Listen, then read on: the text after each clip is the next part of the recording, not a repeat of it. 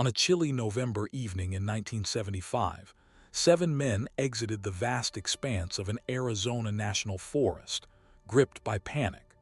They claimed to have witnessed their colleague, a young man named Travis Walton, struck by a beam of light emanating from a luminous object hovering above the treetops. Fearing for his life and convinced he was dead, they left him behind in the dark.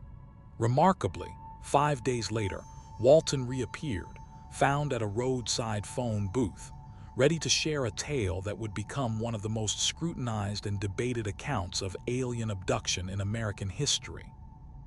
This documentary aims not to persuade you of the validity of Walton's experience aboard an extraterrestrial craft, nor to suggest that the entire incident was fabricated. Instead, it will present the reported facts, the findings of various investigations, and the areas where the evidence remains genuinely contentious. This case persists nearly 50 years later precisely because it defies a neat conclusion. Let's explore why. In the fall of 1975, a 7-man crew was engaged under a U.S. Forest Service contract to clear underbrush in the Apache Sitgreaves National Forest in eastern Arizona. The men resided in the small town of Snowflake, with Mike Rogers leading the group. Rogers, a contractor, was a close friend of the youngest worker, 22-year-old Travis Walton. Accompanying them were Ken Peterson, John Goulet, Steve Pierce, Alan Dallies, and Dwayne Smith. Their work was labor-intensive, the pay modest, and the days long. On November 5, 1975, after completing a late shift, the crew climbed into their truck for the journey home. With nightfall blanketing the forest, they suddenly spotted a light filtering through the trees. The crew reported discovering a glowing, disc-shaped object hovering silently in a clearing adjacent to the logging road, golden yellow and radiant. Rogers halted the truck. According to the men, Walton, either driven by curiosity or impulsiveness, leapt from the vehicle and ventured toward the object.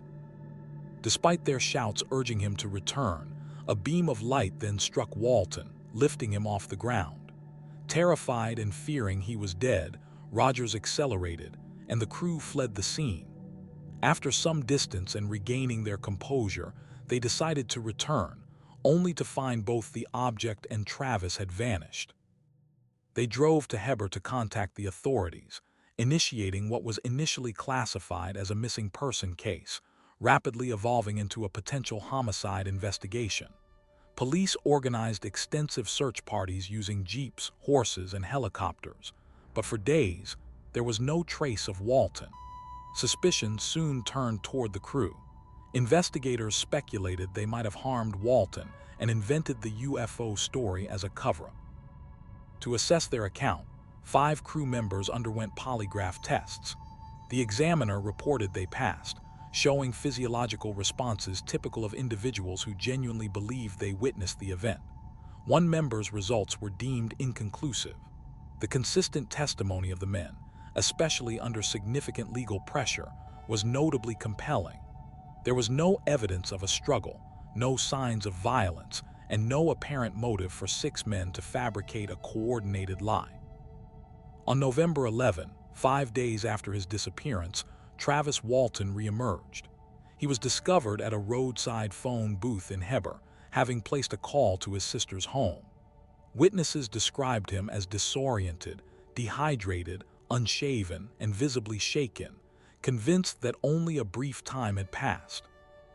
As he started to recover, Walton recounted what he remembered: awakening on a table in a curved, hospital-like chamber, surrounded by 3 small figures with smooth, hairless heads, thin bodies, and strikingly large eyes, a description that closely resembles what later became known as the Greys. He recounted a surge of panic, attempting to fend them off, fleeing through the craft, and encountering other human-like figures in fitted suits before losing consciousness. His next clear memory was lying on the cold pavement, watching the object depart. From the moment of Walton's return, the case divided opinions and remains unresolved to this day. Proponents cite several factors: the consistent accounts from the crew, They're passing polygraph tests under the shadow of a murder investigation, the absence of any physical evidence of criminal activity, and the challenge of explaining Walton's 5-day absence. Walton himself later took and passed multiple polygraph tests. On the other side, skeptics raise compelling doubts. They point out that a preliminary polygraph administered shortly after the incident yielded unfavorable results for Walton, which went unreported at the time. Additionally, it was noted that Mike Rogers was under pressure regarding his Forest Service contract, posing a possible motive for a dramatic fabrication.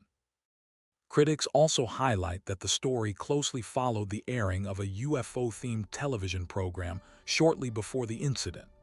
Furthermore, in 2008, during a television appearance where Walton was subjected to a polygraph test, the examiner deemed his responses deceptive, though the accuracy of game show-style lie detection is often questioned.